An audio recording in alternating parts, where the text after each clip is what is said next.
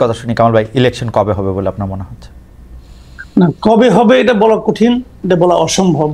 কারণ এই সরকারের সঙ্গে যারা আছেন তারা এক একজন এক এক কথা বলেন, অথবা সরকারের যারা সুবিধাভোগী আছেন তারা আরো অনেক কিছু বলেন, তারা অনেক ইউটোপীয় নানা রকম থিওরি দেন। এটা একটা বিষয়। কিন্তু আমি মনে করি নির্বাচন এই বছরের ডিসেম্বরের মধ্যে হওয়া উচিত এবং হওয়া সম্ভব। কিন্তু তারা অনেকে অনেক কিছু বলবেন। একটা জিনিস কি, আপনি একটা কথা ভেবে দেখেন, আমার মনে হয় বাংলাদেশের স্বাধীনতার পর এ পর্যন্ত এই যাবৎকালে ডক্টর ইউনূসের সরকার হলো সবচেয়ে ভাগ্যবান সরকার, যে সরকার দেশের মাঠে থাকা সকল রাজনৈতিক দলের নিঃশর্ত সমর্থন পেয়েছেন। এরকম এর আগে কোনো সরকার পায় নাই। এমনকি স্বাধীনতার পর বঙ্গবন্ধু সরকারও কিন্তু পায় নাই। উনি সরকার চালানোর কয়েকদিনের মধ্যে জাসদ দোর্দণ্ড প্রতাপে কিন্তু ওনার বিরোধিতা করেছে। এরকম একটা সমর্থন পাওয়ার কারণে ওনাদের পক্ষ থেকে, অথবা ওনাদের যারা নাকি সুবিধাভোগী আছে, ওনাদের যারা চামচামি করেন, তারা নানাভাবে নানা ধরনের কাজ করতেছেন এবং সোশ্যাল মিডিয়ার মাধ্যমে এক ধরনের প্রচারণা চালাচ্ছেন। কেউ বলছেন যে 3 বছর, কেউ বলছেন যে না 29 সাল পর্যন্ত, কেউ বলছেন 5 বছর। আবার ওনাদের একজন আপনার দার্শনিক আছেন যিনি বলছেন যে না একটা জাতীয় সরকার হবে, সেখানে ডক্টর ইউনূস প্রধান উপদেষ্টা হবে এবং উপপ্রধান উপদেষ্টা হবে তারেক রহমান। এই ধরনের নানা ধরনের কিন্তু মানে আপনার পারমুটেশন কম্বিনেশন এখন আমরা দেখতে পাচ্ছি। বাট আলটিমেটলি জিনিসটা হলো যে এই যে প্রথমে যে কথাটা বললাম যে সবগুলি পলিটিক্যাল পার্টি এই সরকারকে সাপোর্ট দিচ্ছে, যদি সাপোর্ট না দেয় তাহলে কি হবে, একটা চাপ তৈরি হবে। এই চাপ সামাল দেওয়ার ক্ষমতা ইউনূস সরকারের নাই, একদমই নাই। কাজেই যদি আমি বললাম তো আগামী সপ্তাহে যদি তারেক রহমান এসে বলে যে আমি ইলেকশন চাই এবং ডিসেম্বরের মধ্যে চাই, যদি বলে, আপনি নিশ্চিত থাকেন ইলেকশন ডিসেম্বরে হবে। কারণ ডক্টর ইউনূস ওই রিস্কে যাবে না, তার পক্ষে এই চাপ সামাল দেওয়া সম্ভব না। এখন অনেক পলিটিক্যাল পার্টি অনেক রকম কাহিনী করতেছে, যার যার স্বার্থ আছে। কেউ কেউ ভাবতেছে আমি আর কয়েকটা দিন সময় পেলে গুছাই নিতে পারবো। তবে আমার ধারণা এনসিপি মনে হয় আর ভাবে না। এনসিপি মনে বুঝে গেছে যে আর অনন্তকাল সময় দিলে যতই সময় বেশি পাবে ততই তারা ক্ষুদ্র থেকে ক্ষুদ্রতর হবে, ওই হোমিওপ্যাথি ডোজের মতো। হ্যাঁ, ওটাতে কোনো কাজ হবে বলে আমার কাছে মনে হয় না। এনসিপির আশা আকাঙ্ক্ষা মোটামুটি এখন শেষ। এখন জামাত হয়তো ভাবতে পারে যে আর একটু সময় পারলে আর একটু গোছাবো, কিন্তু তাতেও কিছু হবে বলে আমার কাছে মনে হয় না। আমি জানি না কি হবে তাদের পলিটিক্যাল ইকুয়েশন কার কি। তবে আমি এটুকু মনে করি যদি পলিটিক্যাল পার্টিগুলো চাপ দেয়, এই সরকারের পক্ষে ইলেকশন ডিসেম্বরের থেকে মানে বিলম্বিত করার কোনো সুযোগই নাই। আমি কামাল ভাইয়ের সাথে আমি একমত যে পলিটিক্যাল পার্টিগুলো যদি চাপ সৃষ্টি করে তাহলে ডিসেম্বরেতে ইলেকশন দিতে হবে। এবং ডক্টর ইউনূসও আসলে ডিসেম্বর ইলেকশন দেওয়ার ব্যাপারে একাধিকবার বলেছেন। বড়জোর তিনি নানা কারণে সেটাকে একটু বাড়িয়ে হাতে সময় রেখেছেন কিন্তু পলিটিক্যাল পার্টি। কিন্তু আমরা কিন্তু দেখছি যে পলিটিক্যাল পার্টিগুলি কিন্তু সেই অর্থে চাপ সৃষ্টি করতেছে না। পলিটিক্যাল পার্টির মধ্যে সেই চাপ কিন্তু নাই। সেটাকে আমরা বাদ করে রেখে আমি একই প্রশ্ন আবার আপনাদের দুজনকে করতে চাই। এবার কামাল ভাই আপনি যদি একটু সংক্ষেপে বলেন, তুষার ভাই আপনার পরে একটু বলবেন। সেটা হচ্ছে যে আমরা দেখেছি যে আমরা সবাই এস্টাবলিশমেন্টকে একটু কোশ্চেন করতে চাই, যে সরকার তাকে কোশ্চেন করতে চাই, কিন্তু ফ্যাক্ট রিমেন্স এবার রমজান মাসে দ্রব্যমূল্য, বিদ্যুৎ পরিস্থিতি, ঈদযাত্রা এসব বিষয়ে অন্তর্বর্তী সরকার মোটামুটি ভালোভাবে সামাল দিতে পারায় এবং চুরি ডাকাতি ছিনতাই কিছুটা নিয়ন্ত্রণে আসায় দেশের রেমিটেন্স প্রবাহ বাড়ায় এবং বিভিন্ন ধরনের সম্মেলন, নানা ধরনের আন্তর্জাতিক পর্যায়ে বাংলাদেশের নানা পরিস্থিতি, এসব বিষয় মিলে জনগণের বড় একটি অংশ অ্যাপারেন্টলি ডক্টর ইউনূস সরকারের প্রতি আস্থা ফিরে পেয়েছে বলে নানাভাবে মনে হচ্ছে। আমার যারা বিএনপি বা জামায়াত যে করেন যেসব পরিচিতরা, নেতৃবৃন্দরা, তারাও অনেকে বলছেন ডক্টর ইউনূসের প্রতি এই দেশের মানুষের কিছুটা আস্থা বেড়েছে, অ্যাপ্রুভাল রেটিং অনেক বেড়েছে বলে মনে হচ্ছে। এমনকি এনসিপির নেতাও পরিণত হয়েছে ডক্টর ইউনূস। মানে এনসিপির নেতা হিসাবে কিন্তু এখন আর নাহিদের নাম আমরা শুনি না, ডক্টর ইউনূসের নামেই আমরা বেশি শুনি। ডক্টর ইউনূসের মানে নিজেকে একটি নেতা হিসাবে, শাসক হিসাবে প্রতিষ্ঠিত করতে পেরেছেন বলে মনে হয়। সেই ক্ষেত্রে ইলেকশন যদি পরে হয়, ডক্টর ইউনূস সরকার যদি আরেকটু বেশি সময় থাকে, তাহলে কি অসুবিধা? আমরা কেন বিএনপিকে নিয়ে আসার জন্য এত অস্থির হয়ে উঠেছি, বা যারা নির্বাচন করে আসবে তাদের জন্য অস্থির হয়ে উঠেছে? সরি, প্রশ্নটা লম্বা হয়ে গেল, আমি আর কথা বলছি না। কামাল ভাইকে শুনে আমরা তুষার ভাইকে শুনবো। না, এখানে একটা কথা আমি বলি আপনাকে, ডক্টর ইউনূস ভালো করছেন কি মন্দ করছেন এটা তো আমার দেখার বিষয় না রে ভাই। না, কেন আমি বলি, ডক্টর ইউনূস কোন সরকারের প্রধান? উনি একটা অন্তর্বর্তী সরকারের প্রধান। অন্তর্বর্তীকালীন সরকার মানেটা কি? মানেটা হলো একটা রেগুলার গভর্নমেন্ট আসবে, যতদিন সেই রেগুলার গভর্নমেন্টটা না আসে ততদিন সরকারটাকে পরিচালনার জন্য এবং রেগুলার গভর্নমেন্ট আনার জন্য যে নির্বাচনটা হবে, সেই নির্বাচনটা অবাধ এবং নিরপেক্ষ করার জন্য একটা সরকার দরকার। সেটি হলো ডক্টর ইউনূসের সরকার। এই কথা কিন্তু মাথায় রাখতে হবে। কাজে এই সরকার তো রেগুলার গভর্নমেন্টের মতো কাজ করবে না। এবং অন্তর্বর্তী সরকার, আপনি যেগুলো আমরা সাফল্য বললাম, আমরা কিন্তু এগুলি একটাও অস্বীকার করছি না। রমজানের শাকসবজির দাম কম ছিল, কোনো সন্দেহ নাই। চালের দাম কি কম ছিল? তেলের দাম কি কম ছিল? ছিল না। এখন আপনি বলবেন যে চাল তেল নিয়ে কিন্তু কামাল ভাই গত রমজানে সবকিছুর দামই বেশি ছিল, চালের দামও বেশি ছিল, শাকসবজির দামও বেশি ছিল। এবার শাকসবজির দাম কম, এটা আমাদের জন্য একটা রিলিফ না? রিলিফ, অবশ্যই রিলিফ, আমি অস্বীকার করছি না। রমজান তো শেষ, এখন কি হচ্ছে শুনেন। আমার কাছে ওই দিন এক ভদ্রলোক 3টা রিসিট পাঠাইছে, 3টা রিসিট।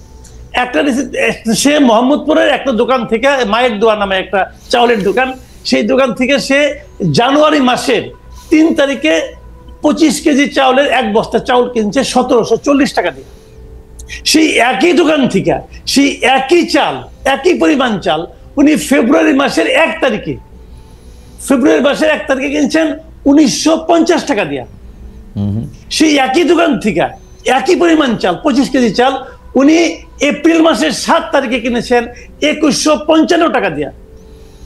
কথাটা খেয়াল করেন, 4 মাসের ব্যবধানে চাউলের দাম 1700 থেকে 2100 টাকা হয়ে গেছে, কিন্তু একই দোকানে একই জায়গায়। কাজে এটা হলো রিয়েলিটি।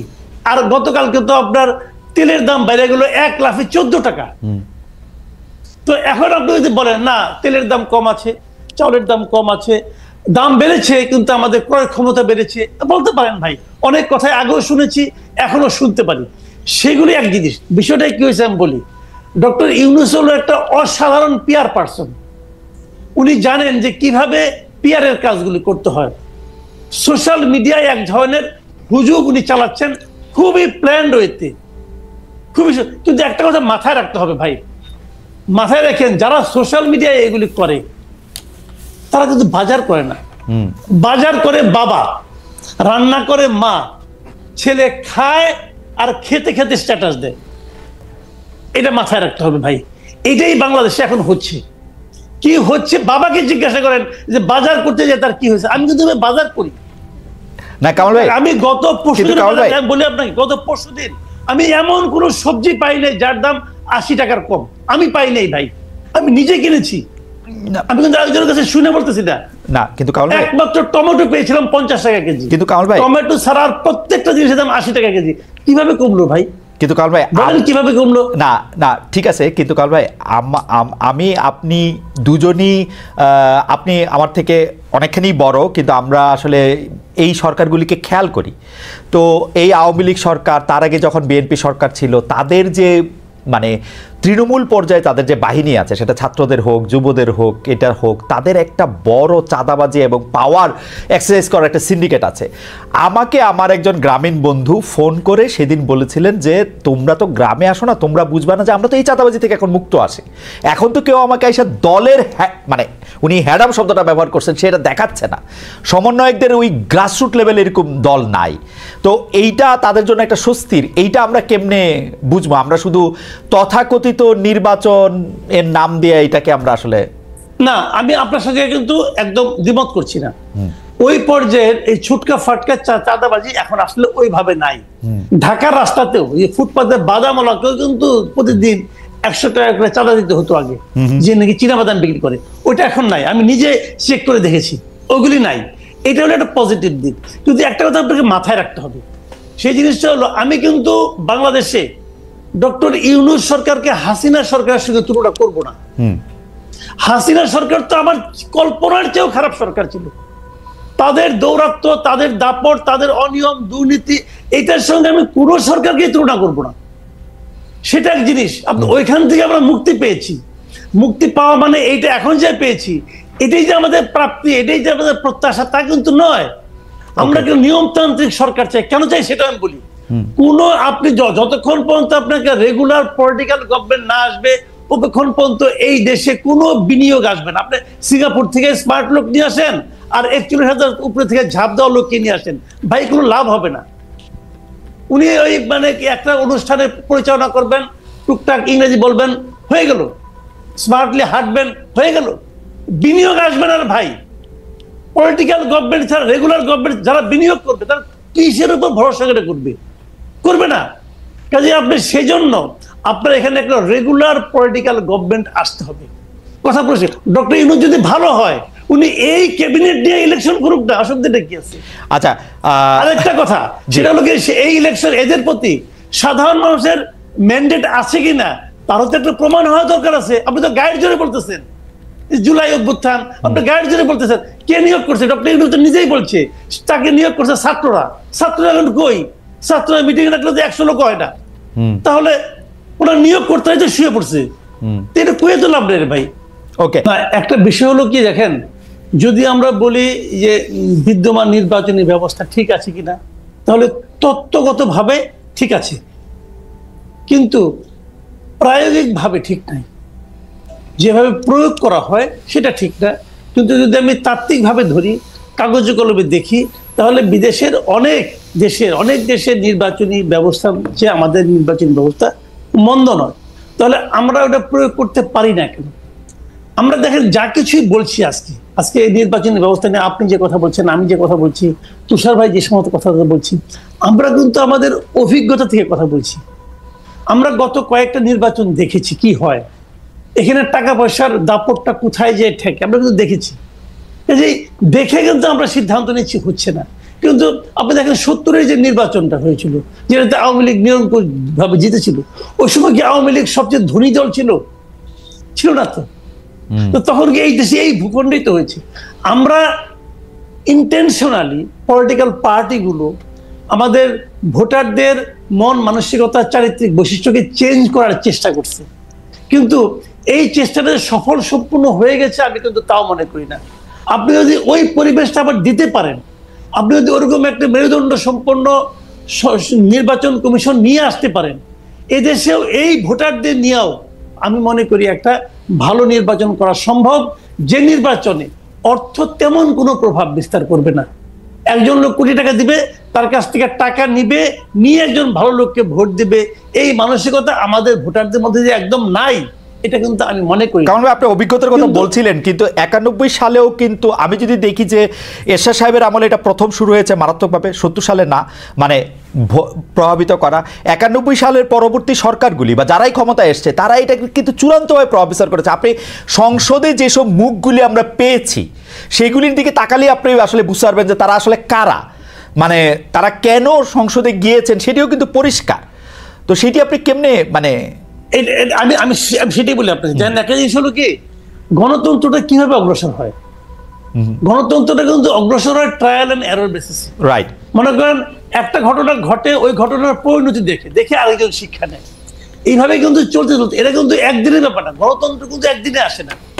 এটা তো একটা আপনার নির্বাচন বলেন, গণতন্ত্র বলেন, এর তো একটা প্রাতিষ্ঠানিক রূপ থাকা লাগে, না হলে হুট করে হয়ে যায় না।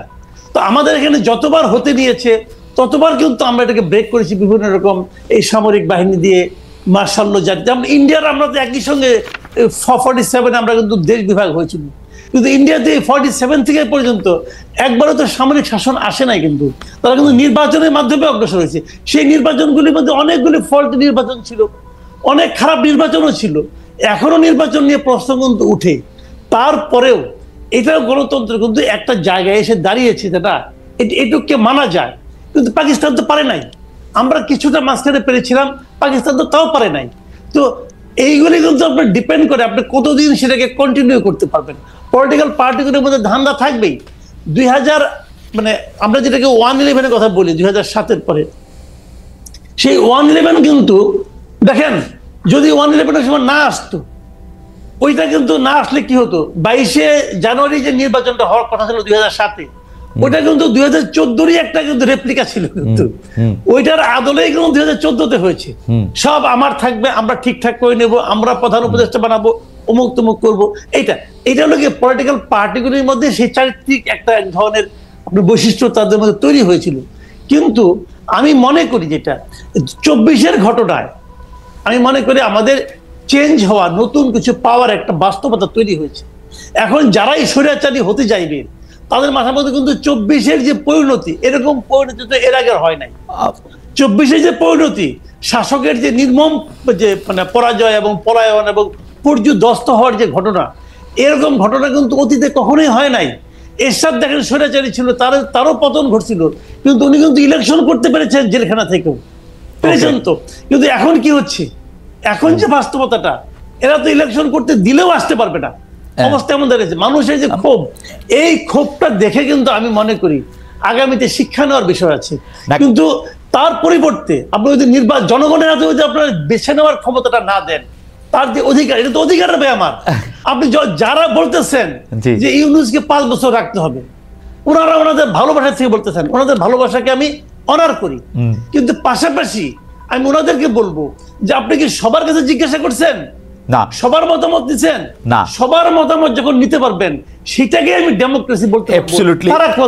আপনি আজকে ইউনূসকে বলবেন, আমি একটা কথা বলে শেষ করি, আজকে আপনি ইউনূসকে ভালো বলতেছেন, আচ্ছা কালকে যদি ইউনূস মারা যায়, তখন আপনি কি করবেন? তখন আপনি আরেকজন ইউনূসকে কোথায় পাবেন?